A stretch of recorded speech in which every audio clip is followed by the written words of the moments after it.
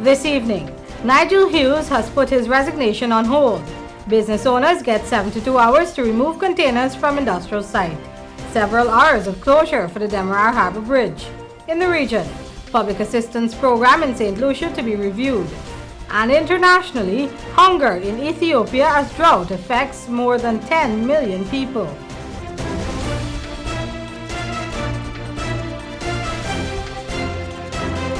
From SAFETV headquarters in South Rambert Gardens, this is SAFETV Headline News with Rihanna Hammond. Shortly after telling a prominent online news agency that he will not be rescinding his decision to step down as chairman of the Alliance for Change, Nigel Hughes has issued a joint statement with other top brasses of the party, saying that his resignation will be put on hold for a little while. According to the press statement, this was the consensus following a high-level meeting mandated by AFC's management committee. It involved the leader of the party, Kemrat Ramjatan, the general secretary of the party, David Patterson, as well as Hughes. It was explained that Hughes' resignation letter will be deferred and he will instead proceed on leave of absence from the duties and responsibilities of chairman for a period of reflection and review, after which a mutual decision will be taken. Additionally, Hughes has agreed that in the meantime, he will be continuing political and policy work on behalf of the AFC by concentrating his efforts on the three critical and important pillars of the party's agenda, those being constitutional reform, broadcasting legislation, and other core legal matters, which the AFC has committed itself to.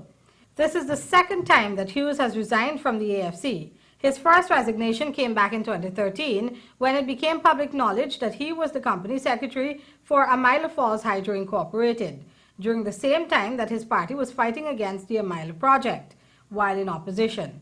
At that time, the resignation was rejected by AFC's management. Business owners who park their containers on the road in the industrial site area have up to the 15th of this month to have them removed, says Mayor of Georgetown, Patricia Chase Green. Senior reporter Andrew Weeks reports.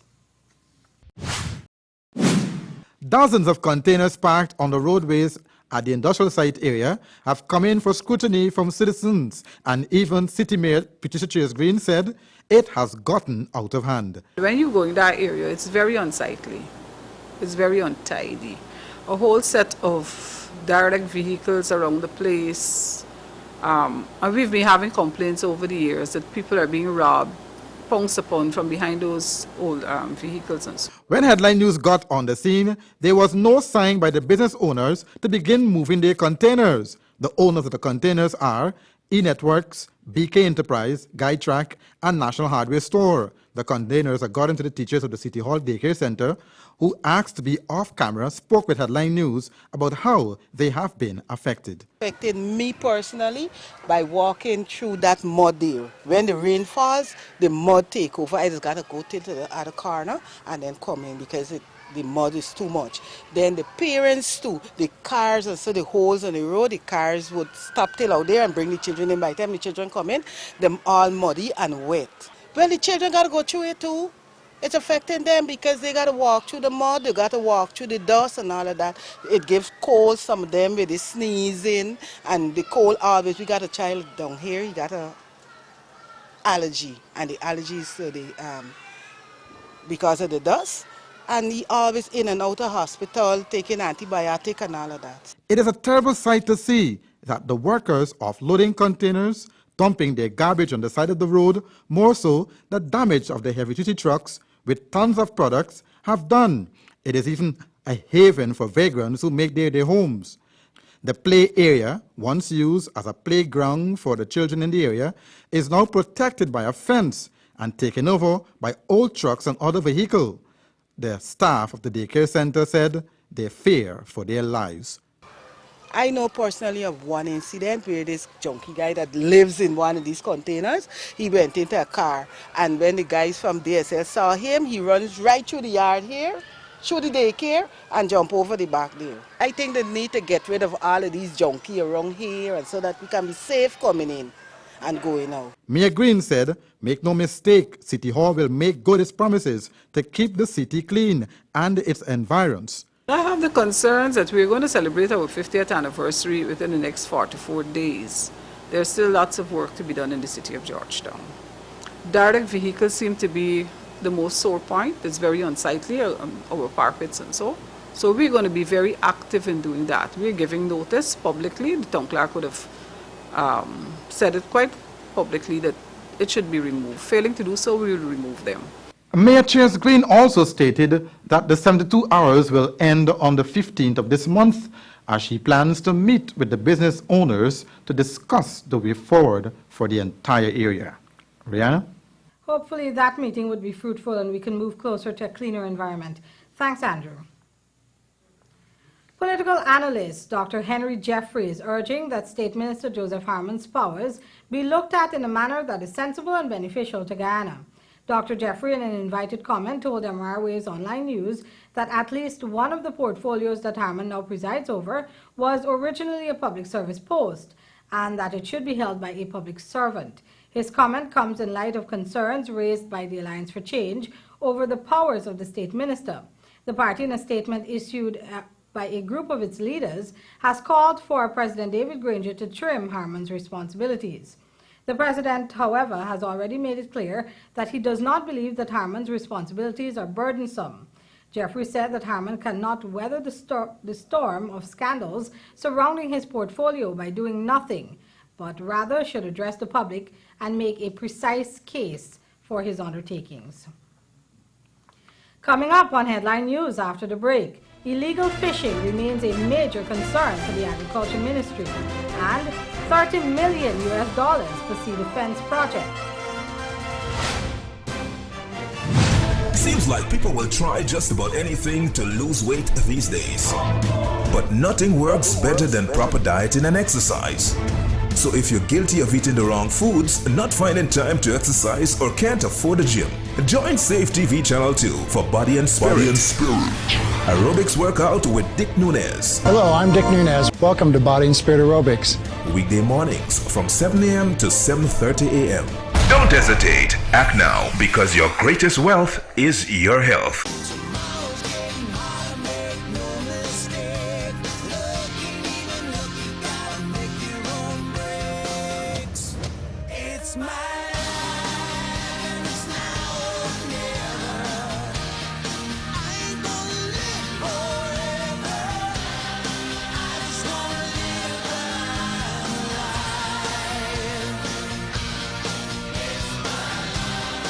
John Lewis Styles, simply different.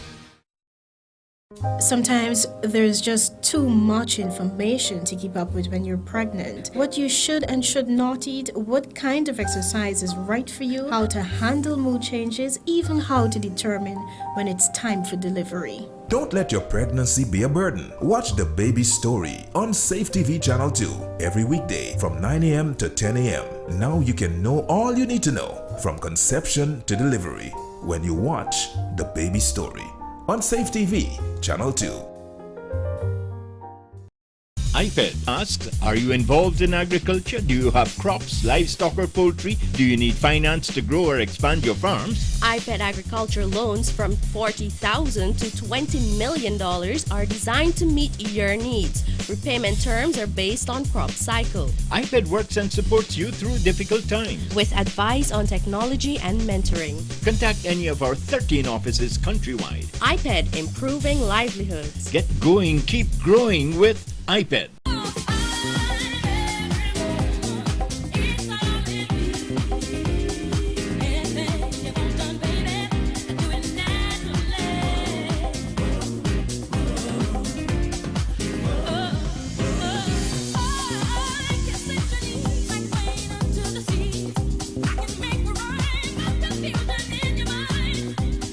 John Lewis Styles, simply different.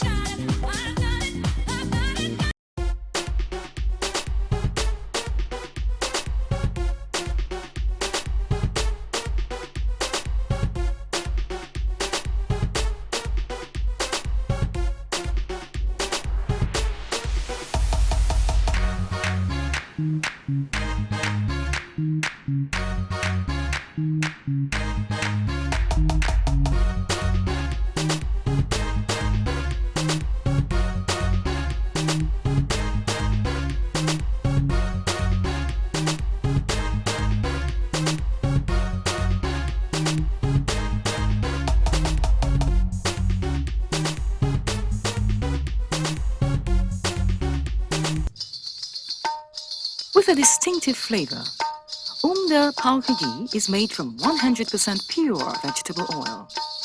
This palka ghee is a delight when preparing sweetmeats and other dishes for healthy cooking with a rich buttery taste and aroma. It is used for religious purposes and is a principal fuel for burning. Umder palka ghee is light, pure, with a real ghee texture.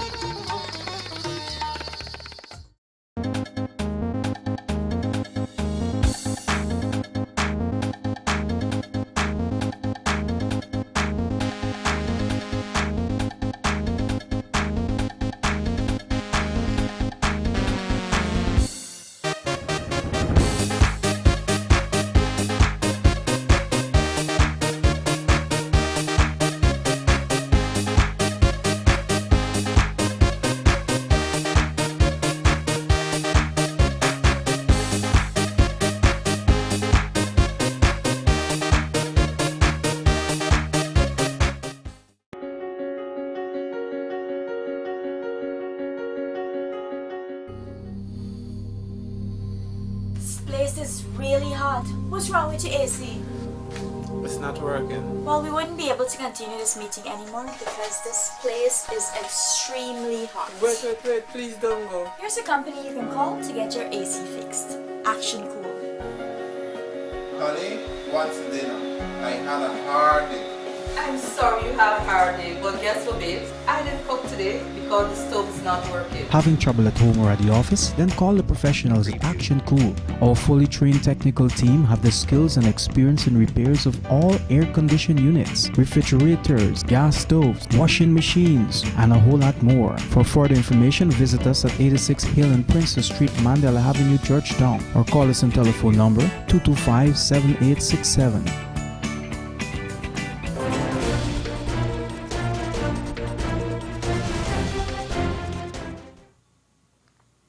In this report, you'll hear that all is not well with the Demerara Harbour Bridge. So management of that corporation is advising commuters of an unusually lengthy closure. Here's more. The decades-old Demerara Harbour Bridge, the only structure connecting the west and east banks of Demerara, has been experiencing some technical problems. As a result, commuters will be prohibited from traversing the bridge for several hours on Sunday, April 17. General Manager of the corporation, Ralston Adams, called a press conference today to explain. This is regrettable that we have to close the bridge. We try our utmost in executing major works on the bridge not to close the bridge to vehicle traffic. But in this case, it is very unavoidable. As you know, most of our works, we try to do it at night. Unfortunately, the works that now have to be done cannot be done at nights, so the bridge will have to be closed from 6 hours up until noon. The works entails us changing the pontoon at 8-4. 8-4 means the pontoon at span 8. That's the last pontoon. There are 4 pontoons at span 8, and we're changing the last one. Changing pontoons, the general manager explained, is a regular maintenance procedure, but the one that has to be changed now has some technicalities attached to it, hence the necessary closure. This pontoon houses the hydraulic cabin, and that's the main thing here. The hydraulic cabin. The hydraulic cabin, the bridge has 2 hydraulic cabins, one on the east and one on the west. Adams told reporters that these cabins have to be handled with utmost caution because they house sensitive components that are responsible for opening and closing the floating structure. To facilitate these works, we had to do 2 things. We had to, 1, fabricate a brand new pontoon. Normally, we would replace ordinary pontoon with a temporary one, rehabilitate it, and then reinstall it. For this case, that is not possible because we have to reinstall the hydraulic cabin immediately after completion. It was further explained that had the changing of this particular pontoon done in a traditional manner, it would have cost commuters more than just a few hours of distress. It means we'll have to take out the pontoon, remove the cabin, take about a week to rehabilitate the pontoon and bring it back and then put on the cabin. That means that the bridge will not be able to retract for about a week. and that is not an option. Illegal fishing is causing trouble for the Ministry of Agriculture. Andrew Weeks reports that the permanent secretary within the Ministry of Agriculture, George Jarvis, says that illegal fishing is affecting the local industry. Mr. Jarvis said the low turnout of persons for licenses is a testimony to the many problems experienced with illegal fishing. In some parts of the country, the entire fleet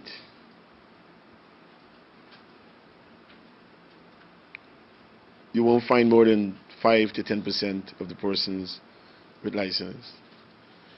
The arguments are that they don't fish in Guyana, but the fact is they are Guyanese based, and they expect the Coast Guard, the police, and the Fisheries Department to lend support whenever any problem occurs in the waters. According to the Government Information Agency, the fishing industry generates about $75 million annually and provides jobs for about 15,000 Guyanese, according to recent statistics.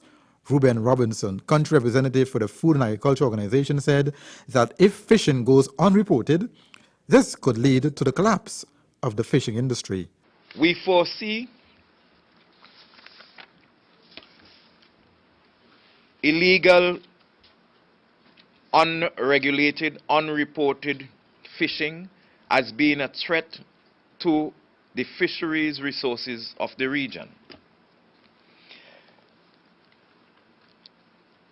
IUU affects livelihood of fishers, affects their daily income. They put most of our small island economies at risk, since a lot of our fisher folks depend on the fisheries for their livelihood.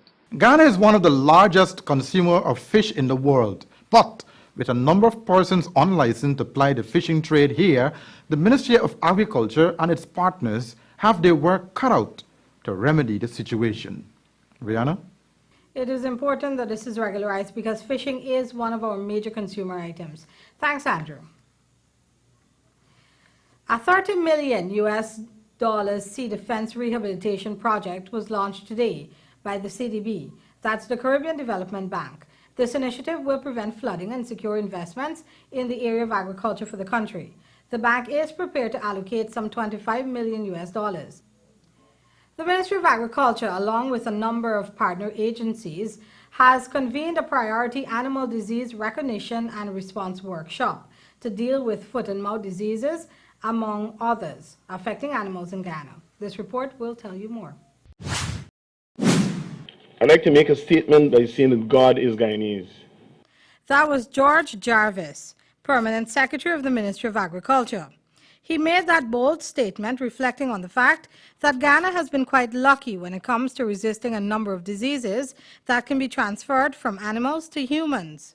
Ghana has been able to avoid all of the major zoonotic diseases that would have hit all of the sophisticated countries with all of their safeguards, labs, and all of the necessary things that we were talking about trying to establish here.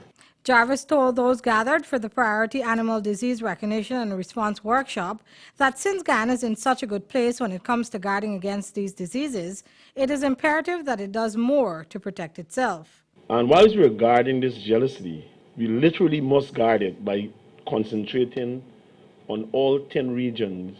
The Permanent Secretary explained that oftentimes the movement of animals from one region to another poses a huge threat. But last month, animals arrived into Region 3 from the Rupununi and had to be put down. Thankfully, those animals were not infected or did not infect other animals, Jarvis recognized that even though the Ghana Livestock Development Authority, GLDA, is the body designated to deal with zoonotic diseases, independent veterinarians across the country play a key role in safeguarding against diseases. You can't sit in your laurels and say that we're free and therefore we can just go about our normal business. We've got to be proactive, and I think kudos must be given to those vets who recognize things, say things, and do things. It is hoped that at the end of the week-long workshop, those handling animals would become more proactive in ensuring that illnesses are reported and conquered in whatever way necessary. We welcome the use of the external evaluators to keep us honest. Because sometimes we sit on our laurels and we think that since nobody's complaining, all is well. Still ahead, public assistance program in St. Lucia to be reviewed, and hunger in Ethiopia as drought affects more than 10 million people. Seems like people will try just about anything to lose weight these days. But nothing works better than proper dieting and exercise. So if you're guilty of eating the wrong foods, not finding time to exercise, or can't afford a gym, join SAFETV Channel 2 for Body and Spirit. Aerobics workout with Dick Nunez. Hello, I'm Dick Nunez. Welcome to Body and Spirit Aerobics. Weekday mornings from 7 a.m. to 7:30 a.m. Don't hesitate. Act now, because your greatest wealth is your health.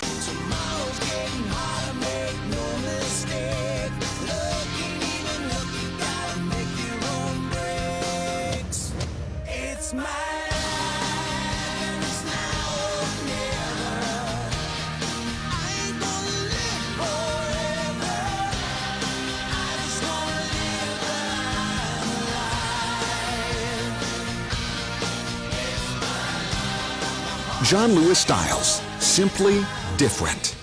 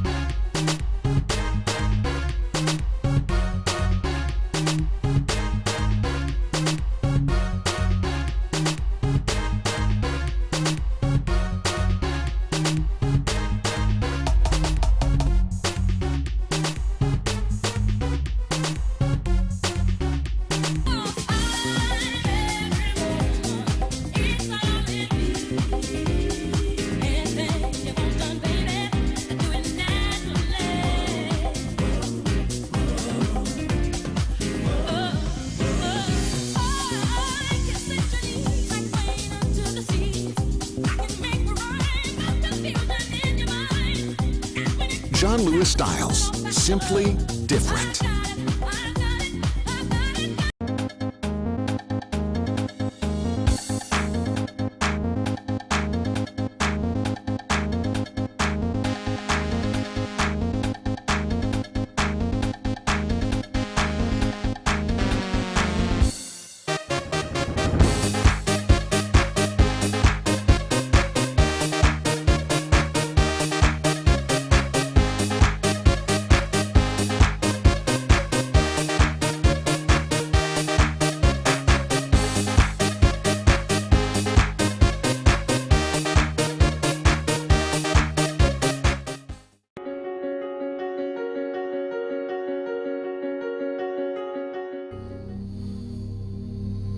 This place is really hot. What's wrong with your AC? It's not working. Well, we wouldn't be able to continue this meeting anymore because this place is extremely hot. Wait, please don't go. Here's a company you can call to get your AC fixed. Action Cool. Honey, what's dinner? I had a hard day. I'm sorry you had a hard day, but guess what, babes? I didn't cook today because the stove is not working. Having trouble at home or at the office? Then call the professionals at Action Cool. Our fully trained technical team have the skills and experience in repairs of all air-conditioned units, refrigerators, gas stoves, washing machines, and a whole lot more. For further information, visit us at 86 Hill and Princess Street, Mandela Avenue, Georgetown, or call us on telephone number 225-7867.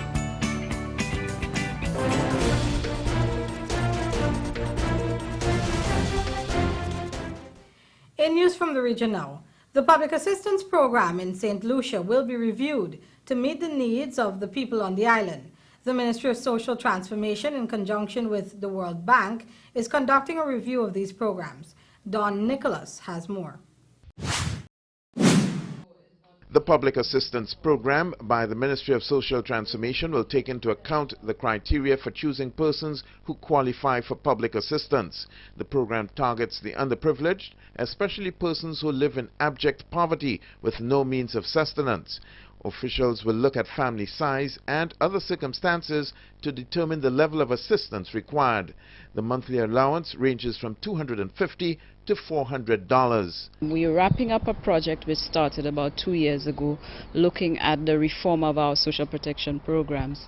And we want to present the various ministries with what we've come up with in terms of how we can improve our program. The main program we'll be focused on is our public assistance program. Many of you would know that for many years there had been many criticisms of the program in terms of anybody can get on and people can stay there indefinitely. And as part of the reform, we really wanted to address those types of issues. And we've come up with a strategy with the assistance of the World Bank to begin to make some changes in that program to make it more efficient and to ensure that it's targeting the people who deserve to get that program. Currently, 3,000 persons are benefiting from the program and there are 1,000 persons on the waiting list. In the meantime, the ministry is in contact with various agencies which can provide the needed assistance for those on the waiting list. One of the primary things that we have done is that we have introduced now an instrument, a targeting instrument called the SLNet, that will help us identify who really qualifies for the program. So it looks at a number of dimensions of the person's life, economic situation, medical history, a number of issues to determine according to the poverty standing whether that person actually deserves to be on the program. Another significant change that we have done is that we have regularized the recertification of these persons, which means that every 6 months now they have to present us proof that in fact they are still very much on the program, that they need the program. The ministry is partnering with the World Bank and other international donor agencies to expand the program. For the DBS News World, I'm Don Nicholas. And internationally, Ethiopia is experiencing one of the worst droughts in almost 50 years, made worse by the El Nino phenomenon. The United Nations says that more than 10 million people are affected, and malnutrition is a serious problem. BBC has that story. An unprecedented fourth season without rains has left huge swatches of land in eastern Ethiopia bone dry and millions of people starving. Much of their livestock, which they depend on, has been wiped out. In some areas, people have lost up to 90% of their animals. Omar is one of those counting his losses. He tells me he had hundreds of cows, goats and camels, but they are now all dead and he fears for his future. At the only health clinic in this area, hundreds of people have come to get medical attention. Some, like Harid Sugie, have walked for days to get here. 3 of his 10 children are severely malnourished and need urgent treatment. Across the affected areas, malnutrition rates have increased dramatically.